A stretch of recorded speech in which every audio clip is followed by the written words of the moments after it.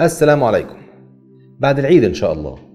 أهو الجملة دي استبدلت بجملة بعد رأس الساعة إن شاء الله.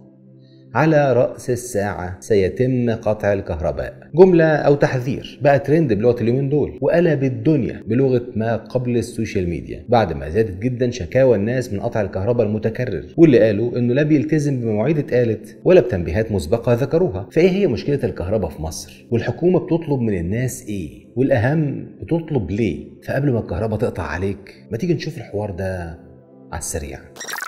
بعد شكاوى المواطنين استمرت أسابيع بسبب انقطاع متكرر في الكهرباء، أصدرت الشركة القابضة لكهرباء مصر في الأسبوع الأخير من يوليو 2023 تنويه هام لعموم المواطنين. قالت فيه إن عندها برنامج لتخفيف الأحمال، تخفيف الأحمال اللي يعتبر المصطلح الشيك لقطع الكهرباء، وقالت إنه سيتم قطع الكهرباء على رأس كل ساعة بمدة زمنية 10 دقايق قبل أو بعد، ولمدة ساعة واحدة، وإنه هيبدأ العمل بالنظام ده بداية من 22 يوليو. طيب والفترة اللي كانت بتقطع فيها الكهرباء قبل 22 يوليو كان اسمها ايه؟ غالبا محدش هيرد. كمل بيان او تنويه الشركه القابضه للكهرباء وقال: نرجو من الساده المواطنين عدم استخدام الاسانسير خلال الفتره دي تبقى 20 دقيقه كامله على الاقل، مثلا من الساعه 7 ل 10 لحد الساعه 7 و10، وبعدها من 8 ل 10 لحد الساعه 8 و10، وبعدها من 9 ل 10 لحد الساعه 9 و10، وهكذا. اصل لو في مواطن طالع في اسانسير والساعه 6 ل 10 ممكن النور يقطع عليه في اي وقت فمش هيطلع فيه،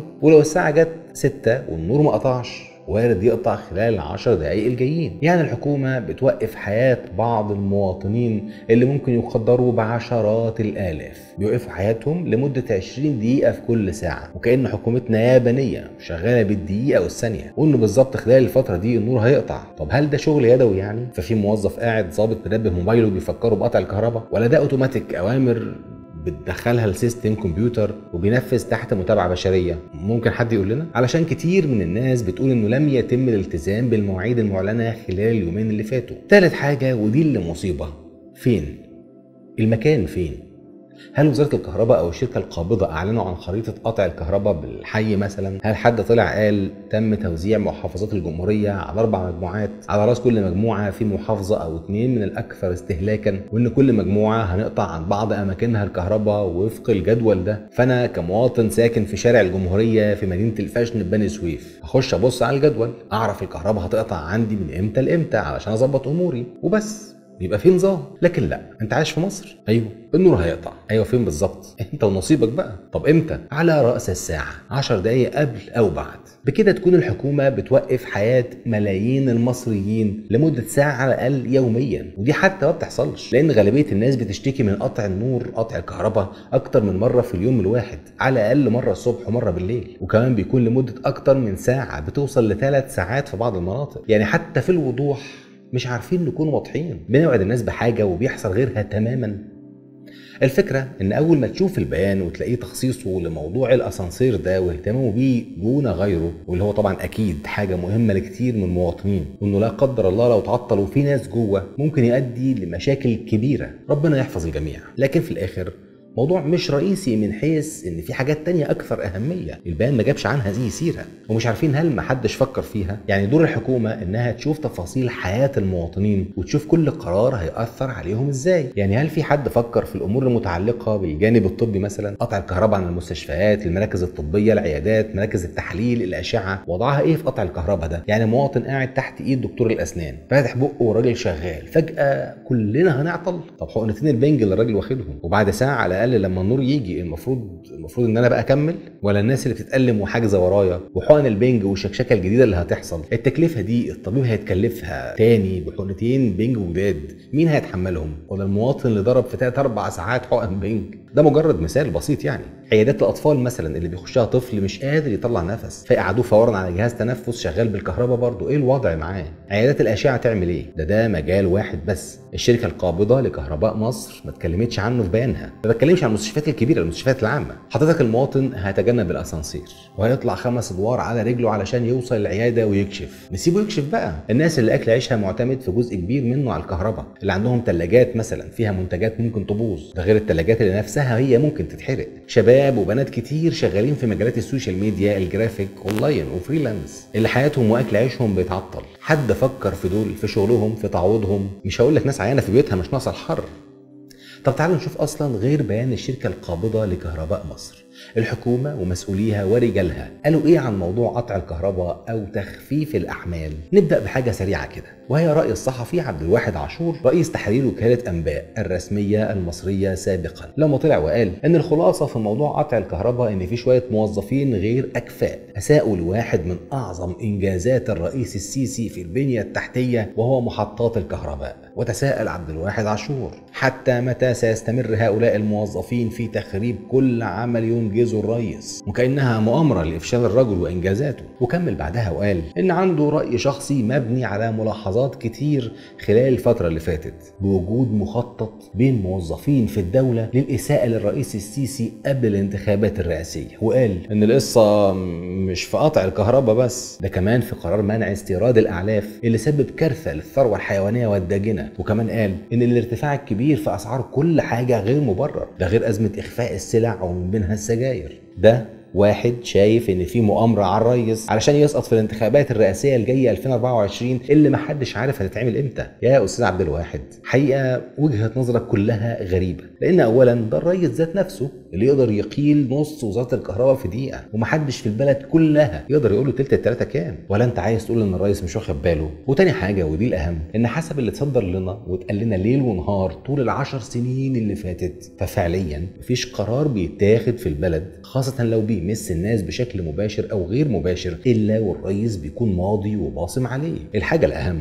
حضرتك خايف من ايه يا استاذ عبد الواحد؟ خايف لا يكون في مؤامره لاسقاط الرئيس في الانتخابات؟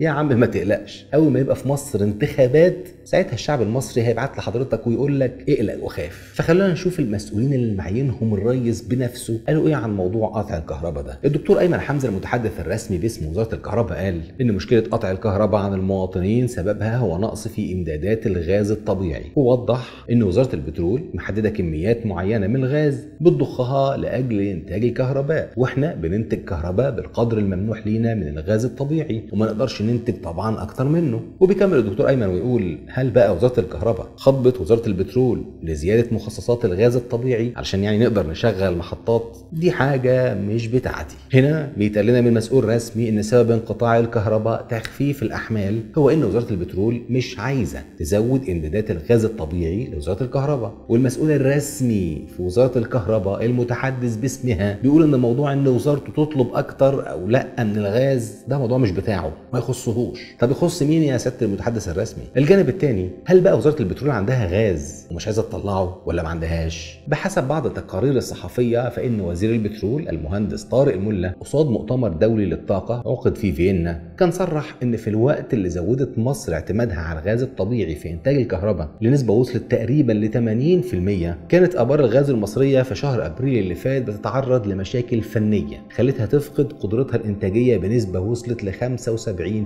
يعني ده معناه ان انتاج الغاز الطبيعي ما بقاش بنفس المستوى السابق او المعهود. يعني وفق الكلام ده ممكن يكون انه مش بس وزاره البترول مش عايزه تدي كميات اكتر لانتاج الكهرباء، ده يمكن تكون بتواجه مشكله في امداد المحطات بنفس الكميات اللي كانت محدداها اصلا. طيب خلينا نشوف السيد الدكتور وزير الكهرباء محمد شاكر قال ايه. قال ان عندنا ازمه في الغاز الطبيعي وطالب كل المواطنين بالمشاركه في ترشيد الاستهلاك بنفس التعليمات اللي كلنا عارفينها بتاعه اللمض والتكييف وطفي النور ووطي الصوت واسند ظهرك واغسل رجلك. وقال انه شخصيا كوزير فالكهرباء بتقطع في بيته من 2 ل3 مرات يوميا وما بيشغلش التكييف علشان لازم يحس ويمر باللي بيمر بيه المواطن. طيب ردا على التصريحات دي فالمذيع محمد الباز قال ان ده كلام ما بقاش ياكل مع الناس، يعني ما حدش هيصدقه، لكن خلينا نقول اننا مصدقينك يا دكتور، انت بتعاني زينا زيك. هنا السؤال، ليه نعاني اصلا؟ ليه يكون في مشكله في الكهرباء اصلا؟ ليه يكون في مشكله في الغاز اساسا؟ ده السؤال الصح. اظن ان محدش من الشعب عايزك تعاني يعني ولا عايزك تقفل التكييف، لكن الناس مش عايزه الكهرباء تقطع وحياتها تبقى مرار. الفكره بقى وسط ما الناس حياتها مرار والكلام كله رايح لسكه وزير الكهرباء، وزير البترول، رئيس الوزراء، الرئيس، مين دخل على خط الازمه وحط نفسه على راس الساعه؟ السيد وزير النقل الفريق كامل الوزير، اللي قال فيه تصريحات صحفيه لازم نرشد استهلاكنا من الكهرباء، وكل واحد يظبط التكييف على 26 ونطفي اللمض لما نخرج من الاوض، وكفايه قوي في كل بيت ثلاجه واحده ومروحه واحده. يعني على اساس ان 90% من البيوت المصريه فيها 3 ثلاجات مثلا، او على اساس ان حتى اللي عنده ثلاجه واحده لا يحط فيها حاجه اصلا تستاهل تبريد وتجميد. طب يا سياده الفريق، قبل ما نعمل مفاجاه صغيره كده بخصوص موضوع الكهرباء وكمان تاريخ قطعها، احنا عندنا شويه افكار جباره من شانها انها تساهم في حل ازمه الكهرباء في مصر. مش حل عادي ولا بياخد وقت، لا ده حل فوري وسريع هنلمس اثره فورا، وكمان في نفس ذات اللحظه حل عميق وجذري هيخلي مصر بجد بجد مركز للطاقه في السنوات ال100 القادمه. واسمع اول فكره. عارف يا سياده الوزير وزير النقل الفريق كامل الوزير، عارف المذيعه لبنى عسل؟ طب عارف نشأة الديهي، احمد موسى، عمرو اديب، عزه مصطفى، الواد يوسف الحسيني، مصطفى بكري، ابراهيم عيسى، وغيرهم من المذيعين والمذيعات اللي بيطلعوا علينا كل يوم وليله يكلمونا عن ترشيد استهلاك الكهرباء. اهو الاستوديو اللي قاعد فيه كل واحد منهم على مدار ساعات من اليوم، الاستوديو ده مكيف ودرجه حراره التكييف فيه مستحيل تكون 26 او 22 ولا 20 حتى، درجه التكييف غالبا يا 16 يا 18، وتكييف كبير مش صغير عشان مساحه الاستوديو كبيره، ولازم الاستوديو يبقى ساقع لما السيد المذيع يدخل يشتغل فيه. ده غير ان في كشافات كتير شغاله بتسخن الجو، فلازم التكييف يكون قوي واقوى. وهنا نتكلم عن الكشافات. ممكن الاستوديو الواحد يكون شغال فيه في نفس الوقت 10 كشافات على الاقل علشان يظبطوا اضاءه وش المذيع وكتفه وقفاه. الكشاف الواحد فيهم بمقدار اضاءه شقه كامله ولا شقتين من اللي احنا بنطلب منهم يطفوا نور اللمبه دول. طبعا ده غير الشاشات اللي جنب المذيع ولا وراه، شاشات ضخمه من 65 بوصه وانت طالع، غير بقى شويه الاضاءات الملونه في الديكورات. ده كله علشان المذيع بس. طبعا في طاقم اخراج ومعدين وفنيين، دول قاعدين في اوض منفصله بيتابعوا المذيع. الاوضه دي مليانه شاشات فيها على الاقل 6 ولا 7 شاشات، ده لو استوديو صغير جدا. وطبعا الاوضه دي فيها لمبات اضاءه وفيها برضه تكييف، مستحيل يكون حد فيهم بيعمله على 26 ولا 24. تعال تخيل معايا يا سياده وزير النقل الفريق كامل الوزير وسياده وزير الكهرباء الدكتور محمد شاكر، تخيلوا لو تم اغلاق كل القنوات دي لمده شهر واحد بس. كميه الكهرباء اللي مصر هتوفرها رهيبه، ممكن نصدر غازها لاوروبا واسيا ونكسب الشهد، او نوفره ونخزنه في مراكب وتنكات. وبرضه مفيش كهرباء هتقطع جوه مصر خالص، يعني مفيش مواطن مصري هيشتكي من قطع الكهرباء لا على راس الساعه ولا في وسطها. ده حل من الحلول من عندنا يعني. وفي حلول تانية كتير الناس قالتها، حلول تخص طريقه اداره البلد، الاداره السياسيه، الاداره الاقتصاديه الاستثماريه، حاجات كتير لو اتاخد فيها خطوات من التحسين من شانها مش تحل بس ازمه الكهرباء، تحل كمان ازمه العمله والتضخم والبطاله. وخلونا نوصل للمفاجاه. ففي نفس تاريخ يوم تسجيل الحلقه دي النهارده اللي هو 24 يوليو 2023، في نفس اليوم ده 24 يوليو ولكن سنه 2018 كان يوم مهم جدا في تاريخ مصر في مجال انتاج وتوزيع الكهرباء في مصر. والرئيس في اليوم ده اللي هو من 5 سنين بحالهم طلع وعمل مؤتمرات وافتتاحات واشاد بمستوى المسؤولين، وشكر في شركه سيمنز العالميه، وقال كلام كتير جدا عن الكهرباء، وقعد يفكر الناس بنفسه اللي شافته مصر في قصه الكهرباء في 2013 وكمان في 2014، وان دلوقتي خلاص المشكله اتحلت في 2018، وانه ما رضيش يعمل اي شغل وخلاص لا ولا حلول مسكنه، لكنه قرر يحل المشكله من جذورها وعلى اخر ما توصل اليه العلم. الرئيس قال في 24 يوليو 2018 ما يلي: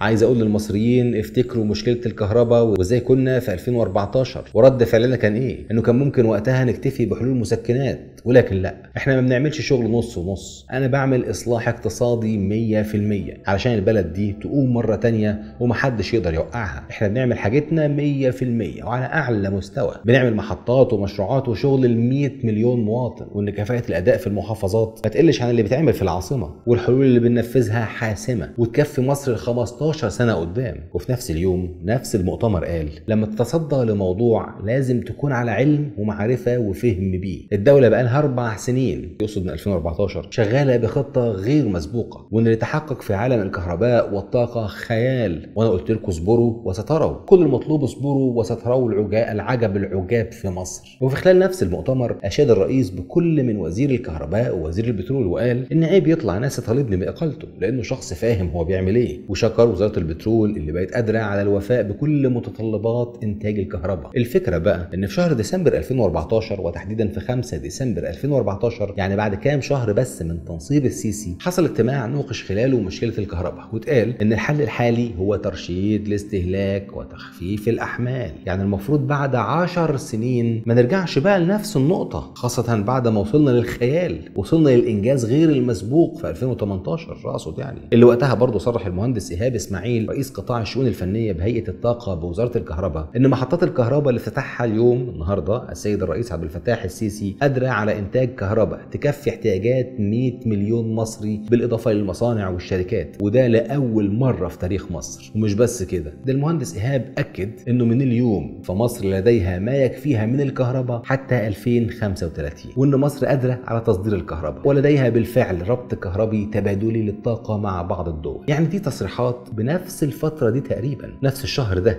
يوليو 2023 يوليو 2018. فدي كانت التصريحات اللي على رأس الساعة في كل البرامج والقنوات والمواقع الحكومية والخاصة اللي هي حكومية برضه. وبعد 5 سنين بالظبط مصر بتواجه مشكلة كهرباء والمواطنين بيعانوا بسبب نفس الحاجات اللي اتقالنا عليها انها انجازات رسمية. ودلوقتي كلنا شايفين اللي حاصل واللي بيتقال. هنا يعجز اللسان عن السؤال، هو فين اكبر واضخم واعرض وارزع محطات توليد الكهرباء بالطاقة الشمسية؟ فين محطات توليد الكهرباء بالرياح الأضخم في العالم؟ فين حقل ظهر؟ فين مصر هتبقى مركز إقليمي للغاز؟ وأيها الروس والقطريون أيها الجزائريون نحن قادمون. فين كل الحاجات دي؟ وكمان احنا بس بنسأل، هل تصدير الغاز لكيان الاحتلال، تصدير الغاز لإسرائيل كان قرار صح وجبنا جون يا مصريين، ولا طلع قرار غلط؟ ولما بنت مواطنة مصرية تقف لوحدها بيافطة في السويس، لا عطلت مرور ولا ضايقت حد، شالت يافطة مكتوب عليها إسرائيل منورة بغزنا ومصر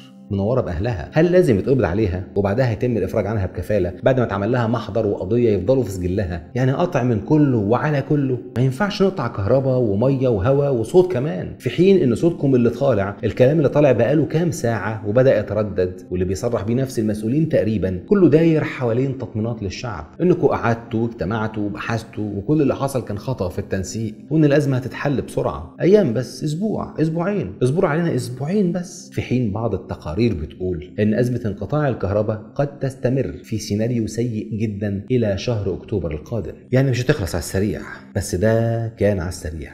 ابدي اعجابك بالفيديو وقول لنا رايك في تعليق وشارك الحلقه مع اهلك واصحابك وجيرانك والمجتمع والناس، واستنانا مره تانيه على السريع.